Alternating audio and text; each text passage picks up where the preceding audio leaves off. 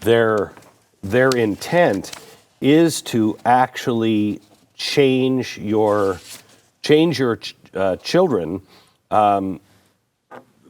to be activists and voters and break them down, break down the family.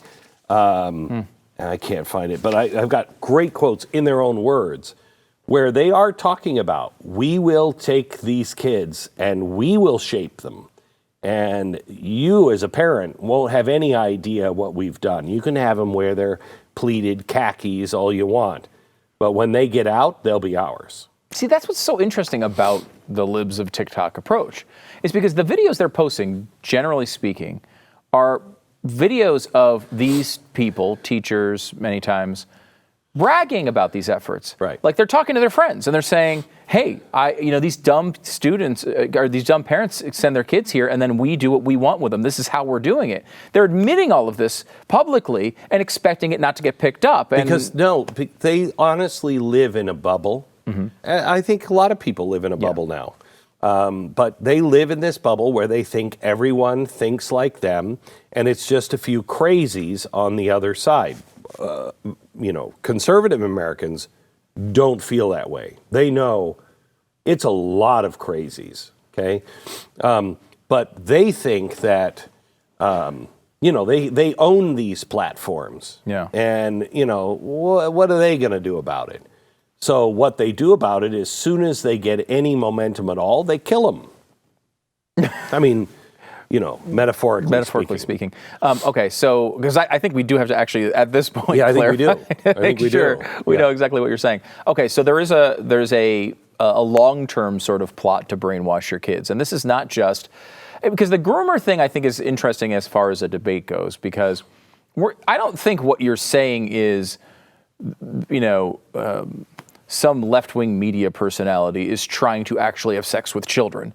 But there are some examples of this going I've got on. a few in tonight's program. But generally speaking, people who are on the left, we're not accusing them of that. But we're accusing them of grooming them into a line of thought in a way. Brainwashing your children. What's his name? Noah Harari, right? That wrote Homo Sapiens, the book that everybody... Noah, is it Yuval? Yuval. Yeah. Noah Yuval. I don't know. I can't remember. Harari's book. Harari's book. He is the darling of the left. Everybody who's anybody has read his book.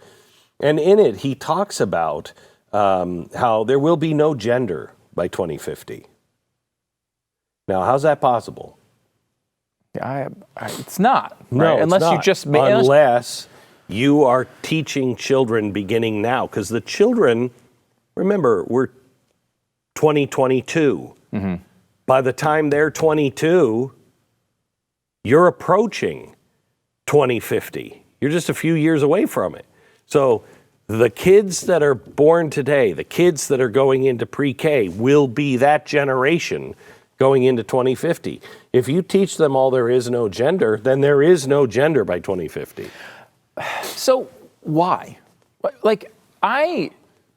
I think there should be, we should have genders. And the reason why, and really the only reason why, is because it's the truth, right? There are two genders, and we should know what the truth is. Why are they so sold on trying to disentangle? Whose truth? Your truth? Truth. That is the answer. So it's really a attack on something. It's an attack on truth. It's not an attack on gender in a way. Correct. It is 2 + 2 = 5. They're doing that to everything. So you can no longer use logic. Remember, this is the world we came from in the Dark Ages. This is the meaning of nonsense. There was a revolution against the church, and they said, if you can't see it, taste it, smell it, touch it, it's nonsense. You can't use a sense to perceive it. Don't listen to it. It's not true. Okay? That's because the church in the Dark Ages, they were using and partnering with the king to say, no, I've got this revelation, or I can read the Bible and you can't. It's right here, but you can't understand it. Okay? There was nonsense. There was no way to say officially what was true and what was not true. You didn't have that authority. The authority went to the church and to the king. That's exactly what we're going into. They have to destroy all truth. Up is down, down is up.